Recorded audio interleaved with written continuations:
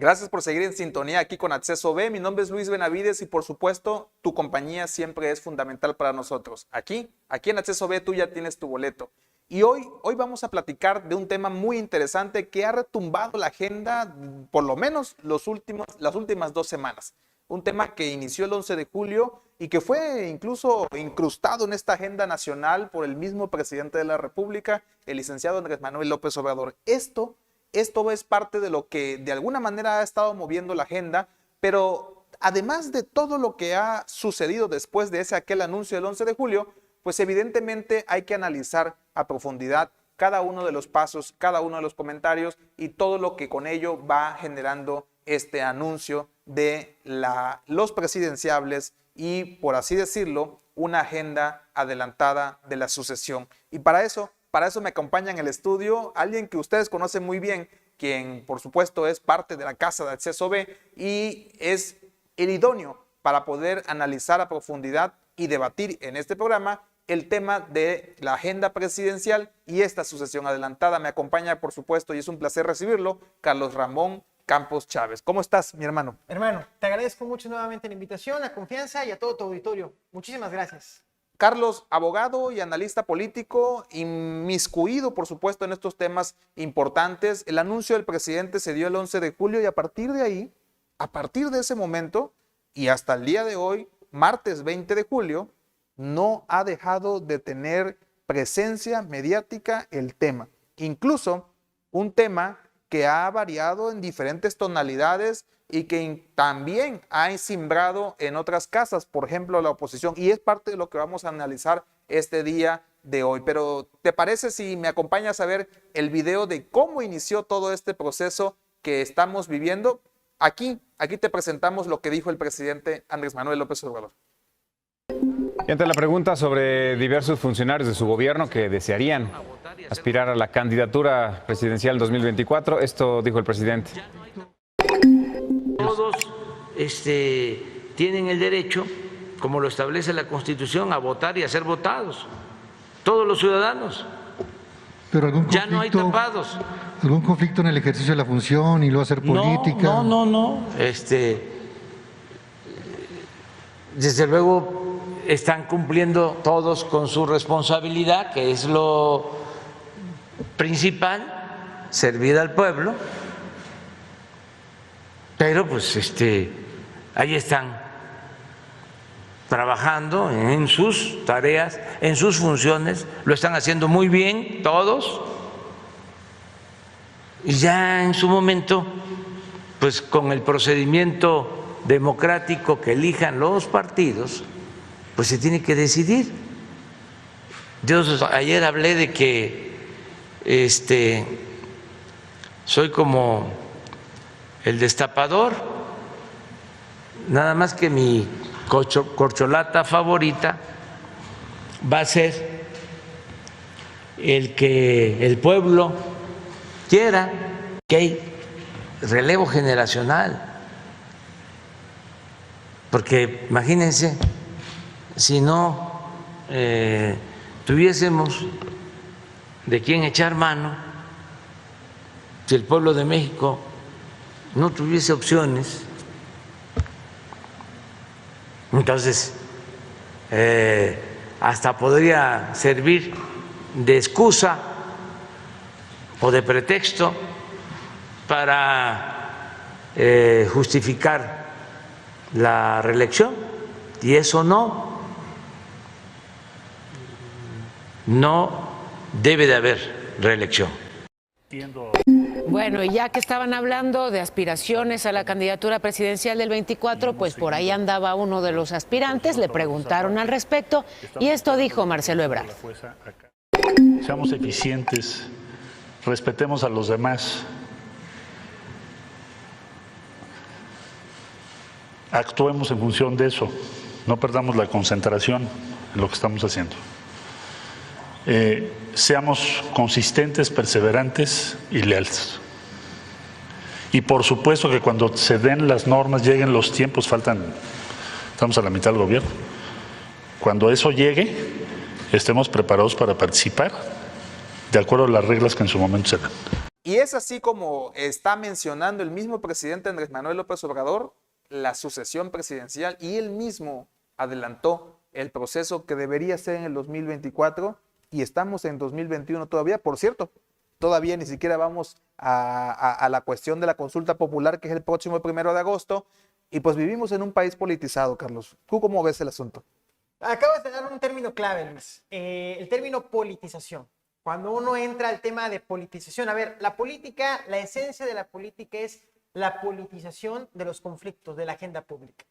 Y por ahí escuchaba, leía un término que quiero compartirles, es los tiempos en política definen este tipo de situaciones. Y voy a comentarlo, un estratega político, porque lo es, como el presidente de la República, Andrés Manuel López Obrador, que ha estado en campañas casi toda su vida política en activo, pues sabe que los tiempos en política son claves. Una candidatura del calibre de la presidencia de la República no se construye 6 meses atrás. Se construye de mucho tiempo atrás, primero para que la gente te conozca, y segundo para que te reconozca, y tercero para que te den el voto de confianza. Entonces, que está muy adelantado es relativo, porque me parece que el presidente lo que está construyendo aquí es un escenario para el control político de la sucesión a la presidencia de la República. Sobre todo, Luis, y aquí se lo comparto al auditorio, es que no tenemos una oposición. Una oposición o una figura que haga un contrapeso real a lo que el presidente en la agenda pública está estableciendo. Entonces, terminaron las campañas intermedias y aquí lo comentamos hace semanas. Aquí se dijo en Acceso B, vamos a empezar nuevamente la campaña, pero ahora hacia el 24. ¿Y qué es esto? En este proceso de politización es que se pongan en sus carriles los actores y las actrices que quieren competir por la presidencia de la República. Generalmente, Carlos, y todos los que hemos vivido en algún momento la participación política, podemos decirlo con claridad, lo que tú acabas de decir es lo más natural dentro de los procesos democráticos, incluso dentro de los procesos políticos de los partidos. Sin embargo, es poco común, o por lo menos hasta el 11 de julio, que el mismo jefe del Ejecutivo hiciera o externara este anuncio, porque pues tú recordarás la vieja política que hemos leído, que hemos escuchado en algún momento, que quizás no vivimos, pero sí era una cuestión de jamás mencionar el tema de quién sucedería el presidente, mucho menos por el presidente de la República.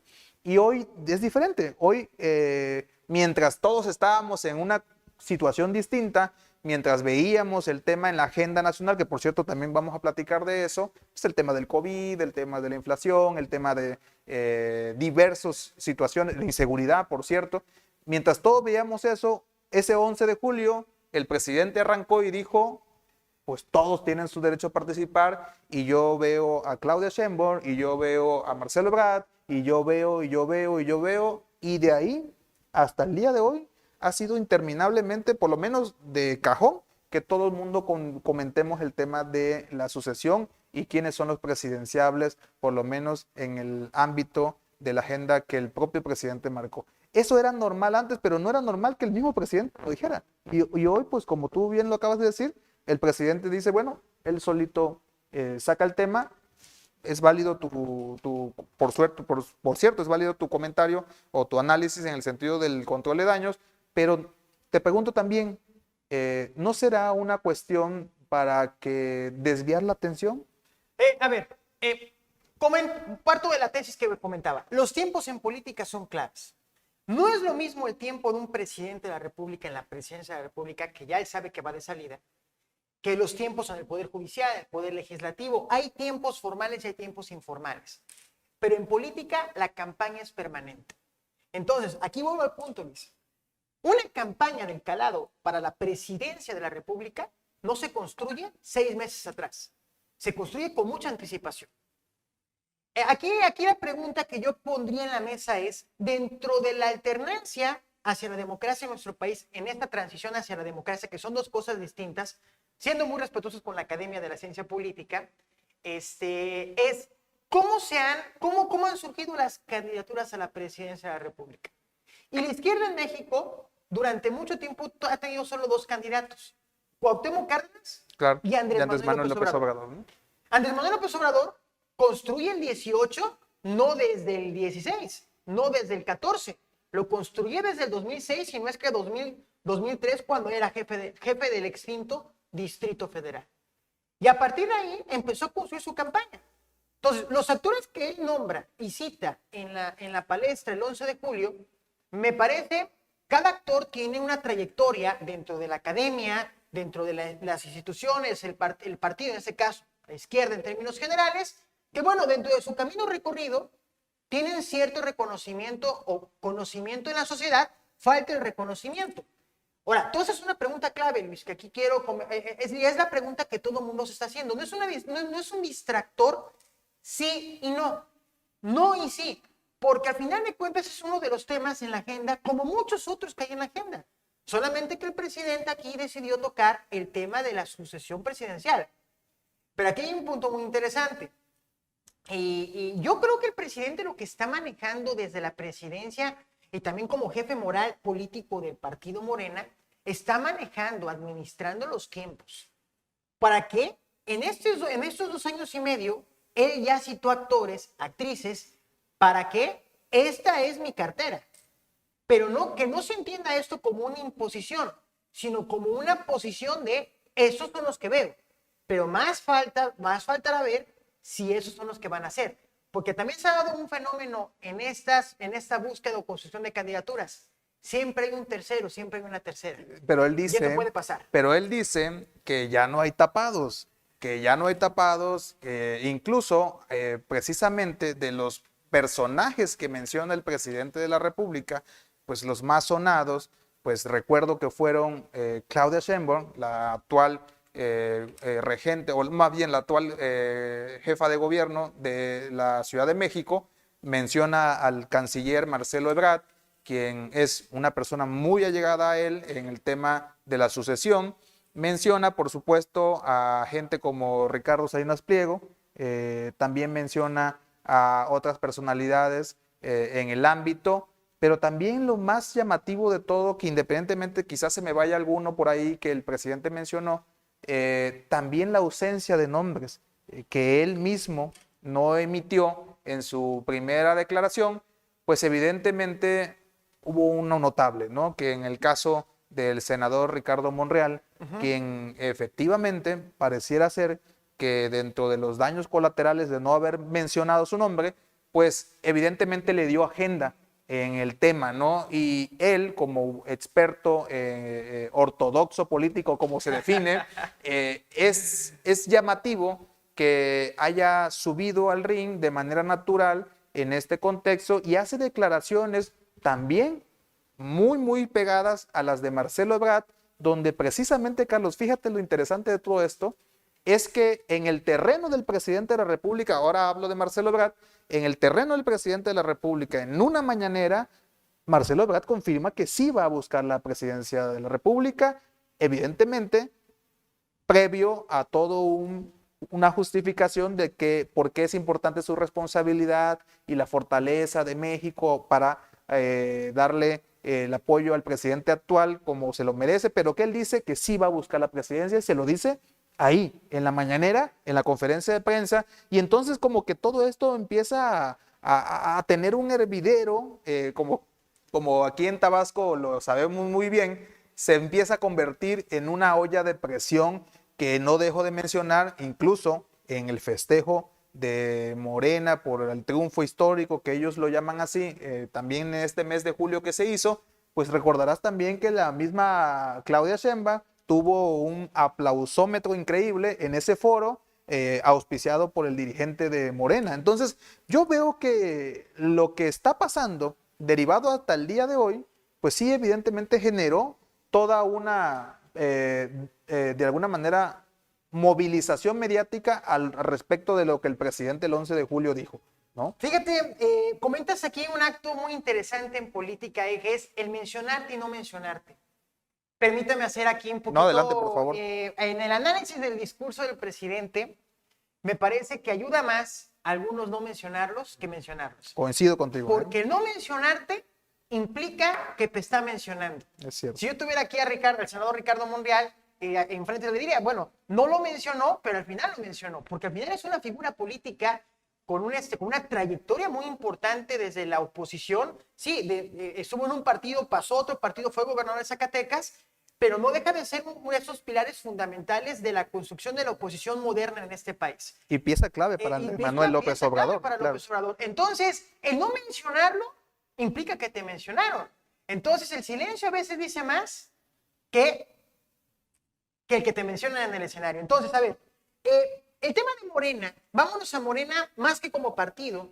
Como el proyecto proyecto de Andrés Manuel López Obrador, ¿no? Es un proyecto social y Morena es la arquitectura de la campaña política que lleva a López Obrador a la presidencia. Morena primero fue una AC, 2011, y después se configura como un partido en el 2014. Pero a ver, podrían decirse, y digo, no es ofensa para nadie, es el medio para llegar al ejercicio de gobierno y dentro de la palestra política se le puede llamar como cascarón, se le puede llamar como diferentes nombres, pero finalmente, como bien lo dices, y es importante aclararlo, no es el partido, sino es lo que está dentro de todo este proyecto que denominado 4T, denominado Andrés Manuel, ¿no? O sea, dice mucho cómo resuelves tus conflictos, qué tipo de sistema o régimen tienes. Morena tiene tres grandes ADN, si me lo permiten así plantearlo en términos biológicos. El movimiento social de López Obrador, porque es un movimiento social, el de las tribus del PRD, y sí tiene parte del nacionalismo revolucionario del Partido Revolucionario Institucional, del PRI, del PRI antiguo. por supuesto. Por eso esta lógica del tapado, ¿por qué? ¿Por qué está mucho en la mesa? Porque en el régimen autoritario se imponían las candidaturas, desde presidencias municipales, gobernaturas, diputados, senadores, hasta el presidente de la República. Pero ¿qué pasó en México? La sociedad, también las crisis económicas, sociales, llevaron a que hubiesen válvulas de escape. En un momento las plurinominales con la reforma política del 77 funcionaron, pero después ya no funcionó. Y era muy importante la construcción de un régimen electoral, político electoral, que permitiera canalizar esta bomba de presión en participaciones electorales. Morena, como tal, en esta configuración de su ADN político, más que una lógica de tapado es qué actores han construido dentro de Morena para tener un peso particular e imponerse en una candidatura. Y me parece, y ahí tiene mucha razón algunos actores que lo han mencionado, el método de las encuestas no les va a ser suficiente para parar un conflicto de gran calado si Morena no se pone de acuerdo internamente. De hecho, uno de los grandes, de alguna manera, mensajes que tuvo que salir a decir precisamente el presidente de Morena actualmente, Mario Delgado, tuvo que salir a decir que las encuestas es imprescindible que Morena deje de utilizarlas, y lo tuvo que salir a decir, creo yo, que con base al análisis que estás planteando en este momento, porque evidentemente ante lo que ya se despertó, pues no veo tan fácil que 3 encuestas de diferentes casas encuestadoras puedan minimizar o neutralizar o de alguna manera equilibrar lo que ya estamos viendo, ¿no? A ver, siendo oposición, las encuestas le pudieron haber funcionado a Andrés Manuel Ebrard en el 2012, en el 2000, en este caso, bueno, 2018 fue distinto porque ya Morena ya tenía un candidato per se, que era López Obrador, cuando se deslinda del PRD, pero es insuficiente. ¿Por qué? Porque ya hay grupos que, si bien no tienen la fuerza social que López Obrador encabezó por mucho tiempo, que le permitió llegar a la candidatura a la presidencia, en el caso de Marcelo Ebrard, Sheinbaum, Ricardo Monreal y todos los demás, Tatiana Cloutier también, el doctor Juan Ramón de la Fuente, que es un académico muy, muy importante, vaya, y otros más que están en la mesa, este componente social de López Obrador no lo tienen. Entonces, la construcción de una candidatura bajo la situación donde están ellos parados, ellas y ellos, es muy distinta a la de años pasados, pero también un componente muy importante que pongo en la mesa. Morena hoy en día es partido político en el gobierno, ya no son oposición. Claro, eso es una variante muy importante. Entonces, tú no puedes construir una candidatura opositora desde el gobierno, porque ya eres gobierno, inclusive discursivamente, arquitectónicamente, estructuralmente, organizativamente, no lo puedes hacer. Entonces, al no haber una oposición, digo, sí la hay oficial, pero no la hay con un peso considerable, Digo, el único liderazgo que hay en la oposición, que es en este caso que se está viendo visible, es Ricardo Anaya. Me parece que si Morena no se pone de acuerdo y cree que con los métodos de encuesta van a resolver los conflictos internos, que se van a dar porque es natural, se va a dar esa situación en las primarias mexicanas, si me permites colocarlo en términos americanos, pero muy mexicanos, las primarias. A ver, lo dejo, meto el apunte, subrayo.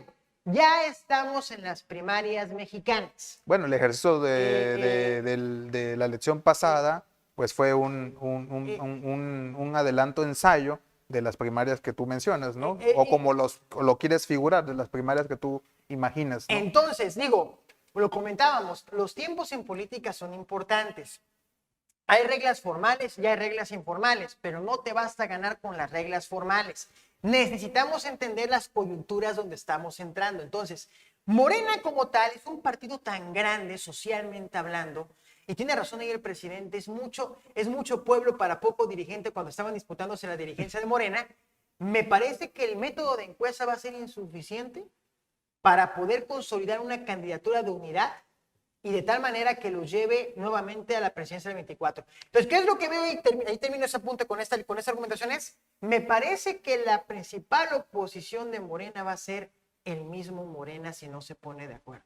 Bueno, precisamente este tema derivado, acabas de dar dos menciones que vamos a platicar también en esta mesa de análisis, pues evidentemente quiénes son los de alguna manera los presidenciables que no solamente el presidente mencionó, sino que también derivado de esa mención, pues se han empezado a impulsar ejercicios estadísticos de encuestas y vamos a platicar, de hecho, también lo vas a ir viendo en la pantalla para que vayas viendo cómo va evolucionando este tema y también vamos a pasar a la oposición, ¿no? Porque evidentemente sí dices claramente, Carlos, que existe una oposición oficial, pero pareciera ser que por ahora, dentro de este round en la batalla que se está viendo ya en esta sucesión adelantada, pues no figuró o no figura la oposición. Pero bueno, vamos por partes y parte de lo que el presidente mencionó, los nombres que mencionó, como ya lo decíamos, era Marcelo Ebrard, Claudia Sheinbaum, pero también mencionó, hace un momento mencioné un nombre erróneo, pero mencionó a Esteban Moctezuma Barragán, embajador en Estados Unidos de México, a Juan Ramón de la Fuente, embajador de México en la ONU,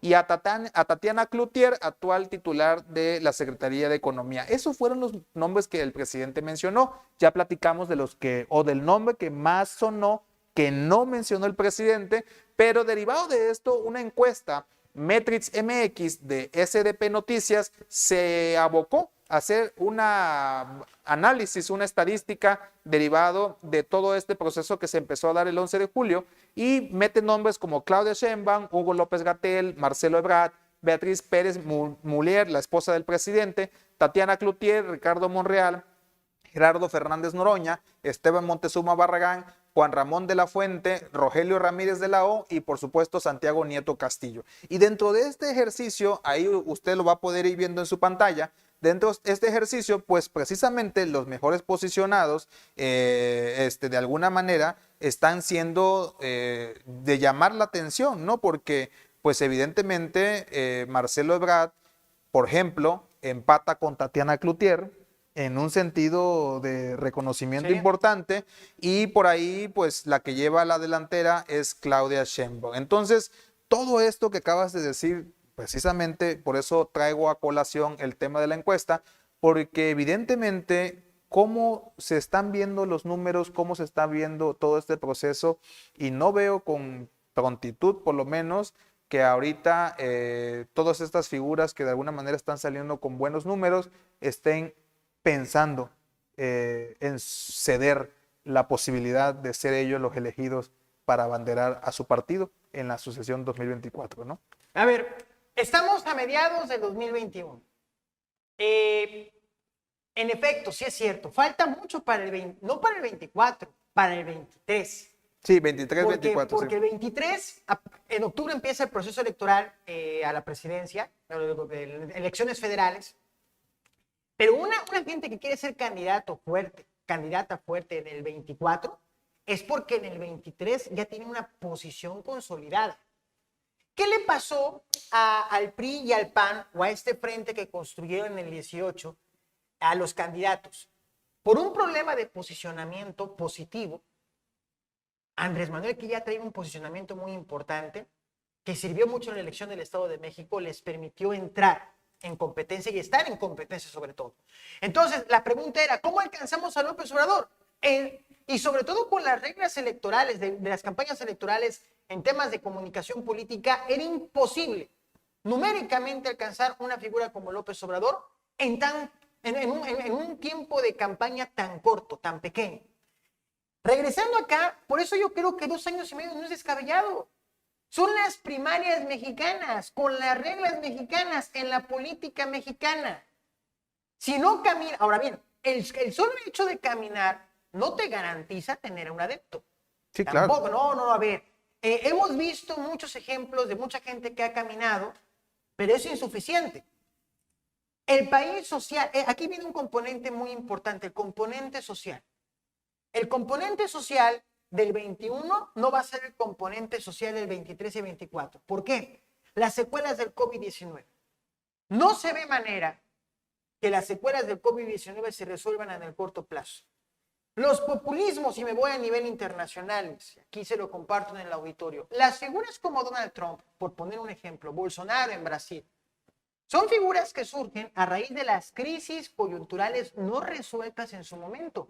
La crisis económico-financiera del 2008, crisis políticas dentro de los países y otras más.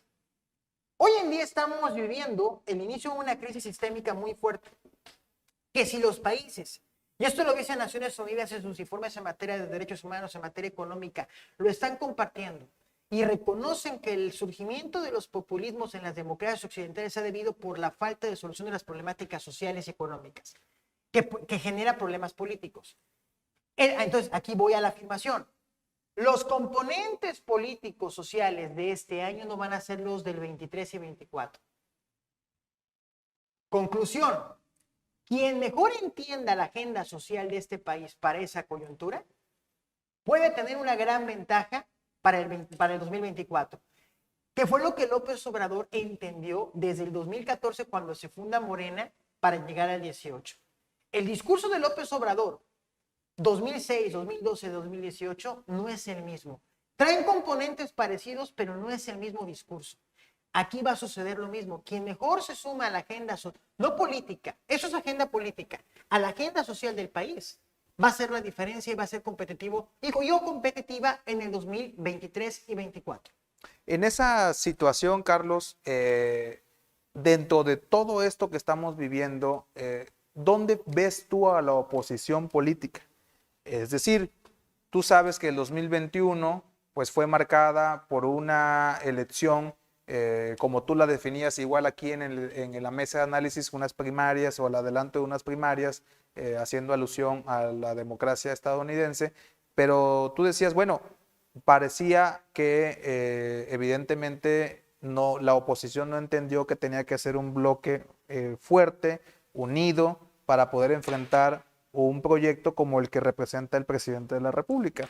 Y bueno, y ahí están los resultados. Es una elección que si bien parecía una oportunidad para que la oposición avanzara, pues resultó que no, ¿no? O sea, resultó que pues básicamente quedaron tablas. El presidente, bueno, salió con buenos números, derivado que lleva un poco más de 2 años de gobierno, terminó con buenos números, pero finalmente la oposición también avanzó, pero no del todo, ¿no? O sea, no hubo ese boom que hubiéramos esperado de alguna manera, o que nos imaginaban o que nos contaban los líderes de oposición que iban a lograr. No hubo esa situación, y sin embargo en esta sucesión adelantada que el presidente de la República mismo ha adelantado, pues vemos que también la oposición está de alguna manera navegando sin rumbo. Y aquí hago la mención, ¿cómo lo ves tú? Y también los pronósticos, ¿tú crees que va a ser una oposición que suficientemente madura, que haya aprendido de la experiencia del 2021 y que ahora sí podamos ver a una oposición conjunta para poder enfrentar el modelo de régimen que el mismo presidente ha dicho, ¿no? A ver, aquí hay componentes atrás de esta pregunta para poder responder esa pregunta, Luis. El sistema de partidos en nuestro país se ha desfigurado por un componente de un problema de credibilidad, de legitimidad. La gente no cree en los partidos políticos tradicionales. Las preferencias rondan entre el 10 y 20%. Entonces, esto no es un tema de números, es un tema de calidad de liderazgos, credibilidad y el discurso político. La pregunta que aquí yo haría es, ¿cuál es el proyecto alternativo de López Obrador que trae la oposición? Y yo no veo hasta este momento un proyecto alternativo a lo que Andrés Manuel como presidente está proponiendo. Entonces, si no se configura un proyecto alternativo, es complicado construir una campaña a la presidencia de la República. Porque la gente votó la pasada elección y le volvió a refrendar, aunque Morena perdió entre 3 y 4 millones de votos en números efectivos, aquí lo comentamos en la mesa. O sea, Morena gana territorio político electoral, pero pierde número efectivo de votos, eso hay que reconocerlo. El único partido que gana es Movimiento Ciudadano, 1 millón de votos, pero tampoco le da para competir como un partido de carácter nacional. Y los otros partidos pierden también número de votos. Pero el punto aquí es, yo no he visto una contraconfiguración del discurso de López Obrador en la oposición. Pero mucho más importante, no los veo organizados. El que me muestren fotos de café, el que me muestren fotos en redes sociales, no implica que se están organizando. Porque al final de cuentas, todo ejercicio político también requiere una estructura, una organización de carácter político-social que te permita entrar a la opción, como opción, a la gente. Bueno, y diga, es una opción. Pero aquí lo vimos en las pasadas elecciones, no se vieron como una opción en las gubernaturas. No ganaron las gubernaturas, las ganó Morena nada más. Entonces, yo lo que creo es que por eso es muy importante las coyunturas pro-COVID, o sea, en el post-COVID, intra y post-COVID. ¿Qué va a pasar con el país de este año al 2023? Falta mucho tiempo y me voy al 2006. 2006. La candidatura de López Obrador para el 2006 se configura del 2003 para adelante. Se fortalece con el tema del desafuero en el 2005, abril 2005. Felipe Calderón, ¿quién era Felipe Calderón previo al 2006? Era secretario de Energía, otro cargo que había tenido muy importante en el gobierno federal, pero fue un candidato que salió el último año, antes de la elección presidencial. A lo que voy ahorita en esta elección, para el 2012-2018, bueno, ya se veían figuras, Enrique Peña Nieto como gobernador del Estado de México, Andrés Manuel como líder opositor, ¿no? Pero aquí el punto clave es el siguiente, 2018, bueno, fue otra la configuración. Aquí el punto es que los tiempos en política son distintos en cada sexenio, por las coyunturas que se van presentando. ¿Quién esperaba el tema del COVID? Si el COVID-19 no hubiese aparecido, lo comento, ya están los números en las encuestas, Donald Trump se hubiese reelecto como presidente de los Estados Unidos. Pero vino el COVID-19, una mala gestión por parte del gobierno americano encabezado por Donald Trump, consecuencia, gana Joe Biden. Entonces, faltan muchos acontecimientos. O sea, la reflexión es, faltan muchos acontecimientos de aquí al 23, o de aquí a finales, yo diría finales del 22, principios del 23, para poder presentar ya de estos números, de estos 10, 15 aspirantes que tenemos, 2 o 3 que marquen una diferencia. Aquí la pregunta que yo haría es, ¿quiénes van a llegar a la recta final? Y así como son importantes los mencionados, como lo comenté, los no mencionados también. Fíjate que en esa situación, aquí ya respondes una pregunta muy importante de la que hice. No parece ser, por lo menos hasta ahora o hasta el momento, que la oposición no se está organizando, que la oposición no está analizando el proyecto alternativo que pudiera presentarse para contrastar el proyecto que representa Andrés Manuel López Obrador y todo lo que lo acompaña. Pero en ese sentido queremos ver que una vez más el presidente, dentro de su análisis y por qué lo lanza y por qué lo dice dentro de la mañanera y todo este contexto que ha generado, pues le vuelve a ganar la agenda a la oposición política en este contexto, ¿no? Por lo pronto, en este round lo vemos ya un poco, de alguna manera, en desventaja a la oposición, mientras no presenten eso que tú bien puntualizas, el ejercicio, el proyecto, el análisis, la propuesta de por qué de alguna manera ellos pudieran hacer un contraste al frente de lo que hoy encabeza Andrés Manuel López Obrador. Y eso pues nos llama la atención y derivado de eso, pues también me gustaría que ahí en la pantalla usted pudiera ver de alguna manera cómo va la medición de los partidos políticos rumbo a esta sucesión, y eso es importante medirlo también.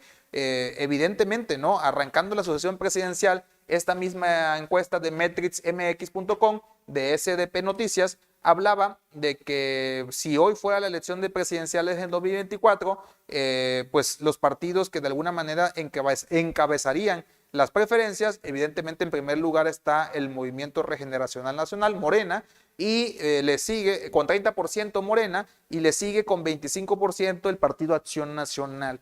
Y de ahí se cae mucho la preferencia. En lo inmediato, el siguiente partido que figura es el Partido Revolucionario Institucional, el PRI, y pues prácticamente muy lejano de los dos primeros que te menciono, porque Morena con el 30% de preferencia, el PAN con el 25% de preferencia, y de ahí el tercero sería el PRI con el 12% de preferencia, y, oh sorpresa, Movimiento Ciudadano, que es lo que tú mencionabas y lo que hemos venido analizando, pues alcanza un 10% de preferencia, muy importante, son 2 dígitos ya los que alcanza, y de ahí pues el PRD, PT, todos los demás partidos verde ecologista no figuran como una oposición que pudieran proponer a una figura política y nombrarla candidato a la presidencia de sus partidos, o incluso si la oposición se alía de alguna coalición o alguna alianza que pudieran hacer. Y eso es de llamar la atención. Con base en eso, Carlos, pues algunos nombres han sonado, ¿no? Sí, claro. Lo hemos venido platicando, algunos nombres dentro de la oposición, como tú bien lo comentas ahorita, dices, bueno, en este ejercicio hay que ver quiénes llegan y se pueden presentar con los requisitos para poder ser considerados presidenciables, tanto en su partido o como en una oposición agrupada, ¿no? Pero bueno, los nombres que mencionas, tú ya hiciste mención a uno, Ricardo Anaya Cortés del PAN, también se menciona a Francisco Domínguez, actual gobernador de Querétaro por el PAN, también se menciona a Mauricio Vila, actual gobernador de Yucatán por el PAN, y también se menciona a Javier Corral, actual gobernador, pues todavía gobernador por el estado de Chihuahua, por el PAN. Y del lado del PRI, pues bueno, mencionan también, evidentemente se ha mencionado desde el principio, al actual presidente del Comité Ejecutivo Nacional, el Alito Moreno, quien va a entrar también como diputado federal en esta próxima legislatura en el Congreso Federal. Y bueno, a pesar de que dio malos resultados, muy malos resultados, sigue siendo mencionado en esta palestra. Está también Alfredo del Mazo, actual gobernador del Estado de México, quien va a su prueba el próximo año para ver si retiene o le entrega el gobierno a Morena en el Estado de México. Y también se menciona, bueno, más que mencionarse, él mismo ya lo hizo público, Enrique de la Madrid dice, yo quiero ser considerado para, de alguna manera, abanderar una coalición que, por cierto, todavía no sabemos si va a haber, ¿no? Y bueno, y también se mencionan por ahí nombres como el de Alejandro Murat, actual gobernador del PRI en Oaxaca, y por el lado de MC, el más consolidado, de alguna manera, Movimiento Ciudadano me refiero, el que se menciona, por supuesto, es el actual gobernador de Jalisco, Enrique Alfaro. No se dejan de mencionar otros nombres, pero vuelvo a repetir, el más consolidado o con las bases más fuertes dentro de ese partido, pues sigue siendo Enrique Alfaro. Con todos estos nombres y con todas estas mediciones que nos están mostrando,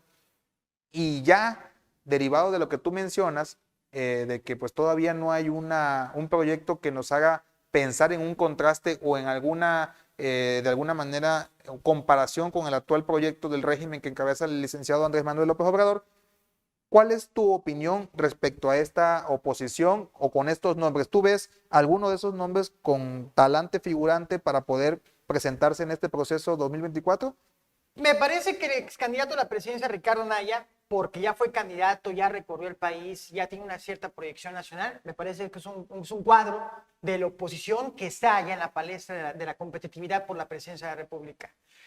Aquí vuelvo al punto. Más que nombres y apellidos, más que el tema de orígenes y todo ese tipo de situaciones, es qué proyecto hay.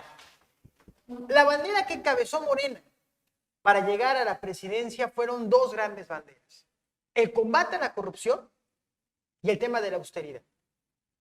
Cuando uno revisa los números respecto a los juicios contra actores políticos, el tema, por ejemplo, contra el régimen priista, es un tema contra la corrupción, a favor de la austeridad. La gente, un 85-86% de encuestas del Financiero estaba a favor que le bajaran el salario a todos los altos funcionarios públicos.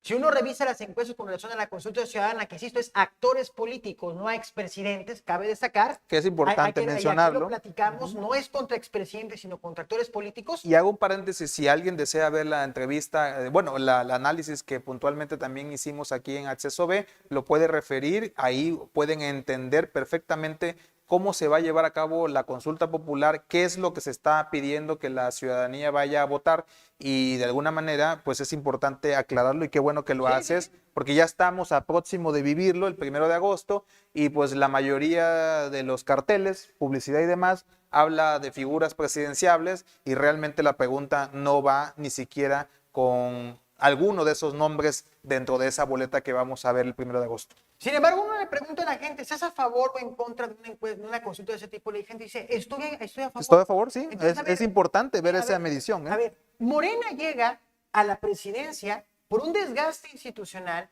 de un régimen pasado que no se logró renovar, no se transformó, por más que dijeran que estaban transformando a México. No lograron transformarse, no lograron renovarse. Entonces, de aquí al 24 están surgiendo nuevas problemáticas ante las coyunturas presentadas. La pregunta aquí correcta es, ¿cuál es el proyecto alternativo que se debe de construir a partir de todo eso que se está presentando? Y el asunto no solo es económico, social, es también moral. Es moral. Entonces, cuando uno ve nombres, habría que preguntar la historia de esos nombres. Porque una gente que ha tenido cuestiones de duda, de temas de corrupción, pues no puede vender una bandera pro honestidad valiente. Entonces, aquí hay que entender esta coyuntura social que se está presentando para poder saber cómo se va a configurar esa oposición. Pero un segundo elemento importante, Luis. Segundo elemento. La pregunta la dejo en el aire.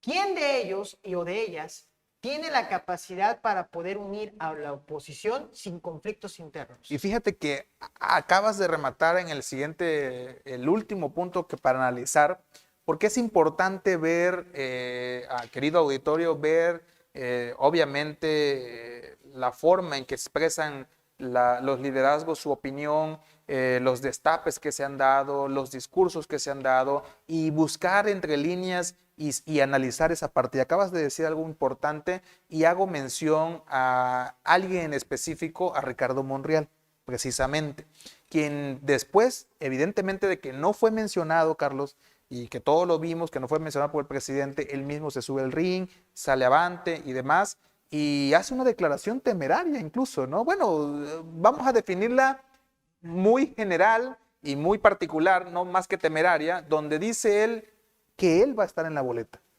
y que le gustaría o esperaría que fuera en Morena. Pero esa afirmación ese análisis que él hace, pues nos deja mucho material para análisis, porque si estamos hablando de quién tiene la autoridad, quién puede unir a la oposición, podemos imaginar a un Ricardo Monreal, en el caso de que a Morena no le dé la oportunidad de ser candidato a la presidencia por ese partido, lo podemos imaginar encabezando una oposición. Yo lo que creo es que no va a ser una elección de 2, va a ser una elección de 3 o 4, hasta 5 candidatos. Se va a polarizar, van a haber opciones políticas. Y me parece que, insisto, vuelvo a Morena. Todo va a depender de cómo resuelva Morena sus conflictos internos, porque los van a tener. Y ya en su momento hablaremos de Tabasco, pero en Tabasco va a pasar lo mismo. Claro. Y en Tabasco se va a multiplicar más. Pero bueno, independientemente de ello si Morena no logra resolver esta lógica, no de unidad. A mí no me gusta el concepto de unidad, porque unidad es como muy dictatorial. Es autoritarismo puro, ¿no? Exactamente, no. A mí me gusta más el término de cohesión. ¿Cómo tú logras cohesionar todo este tejido multipolítico que te permita conseguir una candidatura de unidad? La candidatura de López Obrador de Juntos Haremos Historia en el 17-18, fue una candidatura estratégica porque sí logró sumar adeptos y distintos discursos a su movimiento. Y ahí están los partidos que formaron parte inclusive, gente de Acción Nacional que renuncia a su partido y se suma a Morena. Vaya, ese tipo de sumas suman, vaya, y multiplican también. Entonces, vuelvo aquí a Morena. No va a estar la figura, el liderazgo de López Obrador, van a haber otros liderazgos. La pregunta es aquí, ¿cómo cohesionar este tejido multipolítico para construir una candidatura para el 18, para el 24? Si Morena no logra resolver esto bien, esta pregunta, este algoritmo político, vamos a plantearlo así, de aquí pueden venir rompimientos importantes que los lleven a otras fuerzas políticas. Pero la otra pregunta es, ¿les alcanzará para que estas otras fuerzas políticas puedan presentar a esos candidatos o candidatas como otra opción política? Porque, a ver, parto de una premisa muy importante. La gente, por lo que yo estoy observando, no quiere nada con los viejos partidos políticos. Permítanme el término viejo, pero no quiere nada casi nada con los partidos políticos tradicionales. Quieren otra presentación política. Eso es importante como conclusión y pues finalmente este tema que en Acceso B no dejamos de buscar poder presentarles a ustedes este tipo de análisis para poder de alguna manera generar en ustedes una opinión y que participen y hagan parte de este proceso su opinión, pues evidentemente no va a acabar con esto. Todavía vamos a ver muchas cosas más. Bien acabas de decir, todavía falta Tabasco, todavía faltan otras cuestiones que analizar y por lo pronto lo que el presidente provocó, esta sucesión adelantada en su propia agenda presidencial, pues da mucho material por delante. Carlos, una última opinión al respecto de lo que también escuchamos del propio presidente aquí en Tabasco, refiriéndose a la cuestión de que sí existe la posibilidad de que, o no más bien existe la posibilidad, existe la invitación de que el gobernador del estado, el licenciado Dan Augusto López Hernández, se pueda integrar al gabinete presidencial o a un ejercicio del gobierno federal. ¿Cuál es tu opinión al respecto? ¿Cómo ves esa situación que aquí, pues, la semana pasada también lo hizo público el presidente? Es una buena pregunta de cierre porque va a permitir compartirles mi muy humilde opinión como ciudadano. A mí me preocuparía el desarrollo del Estado. Bien las decisiones políticas, muy bien las oportunidades políticas, pero el desarrollo es clave. Tiene la oportunidad de una cartera federal, excelente, muchas felicidades al señor gobernador. La pregunta aquí es, ¿qué desarrollo se va a continuar después que el gobernador dejara la gobernatura del Estado para irse a una cartera federal? Aquí lo más importante es el desarrollo, porque el desarrollo es el gran pendiente que tiene Tabasco. Sin desarrollo no hay crecimiento y sin crecimiento no hay destino para las y los tabasqueños. Entonces, muy bien, pero segunda pregunta también. ¿Qué va a pasar con la situación, la gobernabilidad política de la entidad? Porque es una realidad que ahorita hay una cierta estabilidad, hay una cierta gobernabilidad. La pregunta aquí es, ¿cómo se van a poner de acuerdo en el Congreso del Estado para nombrar al gobernador que sustituya al gobernador que está? En el caso de la hipótesis. En el caso. Pero insisto, aquí la pregunta, más el componente político es el desarrollo de la entidad. A mí me preocupa Tabasco más que toda esta verbena política. Fíjate que es importante mencionarlo y este análisis que hacemos es para, de alguna manera, poder imaginarnos las prioridades que nuestro Estado necesita. Coincido contigo y yo creo que aquí la situación final, como precisamente lo hicieron mención en esa conferencia mañanera, pues queda en la cancha del propio gobernador y también en la cancha, como el mismo presidente dijo, de los tabasqueños. Y pues pareciera ser que independientemente de eso, nosotros creemos, y comparto tu opinión de esa preocupación del Estado de Tabasco, y esta también es una humilde opinión, yo creo que el jefe del Ejecutivo Estatal tendrá la gran humildad de poder quedarse en su encargo, ¿no? Y eso, de alguna manera, es una opinión porque estamos, y ahí coincido contigo, vislumbrando lo más importante, el desarrollo de Tabasco y el reto que se tiene ante esta posibilidad de tener un presidente de la República, un gobernador y muchos ayuntamientos emanados de un solo proyecto político, pues evidentemente habla de que hay que tener un excelente desarrollo y una excelente gobernabilidad. Bueno, Carlos, pues no me quiero despedir sin antes de decirte que aprecio mucho que estés en el programa y que te felicito porque la semana pasada, precisamente el sábado 17 de julio, cumpliste ya un año más de vida. Te hago una felicitación a nombre de todo el equipo de Acceso B, Gracias. por supuesto, y los mejores deseos, amigo, en este proceso que viene en tu año adicional en este tercer piso. Muchas gracias, hermano. Gracias a todos ustedes. Y sí, gracias a Dios, un año más de vida. Felices. Seguimos en Exceso B, muchas gracias. Nos vemos en la próxima emisión. Mi nombre es Luis Benavides. Te invito a que nos sigas en redes sociales y a que compartas este video. Hasta pronto.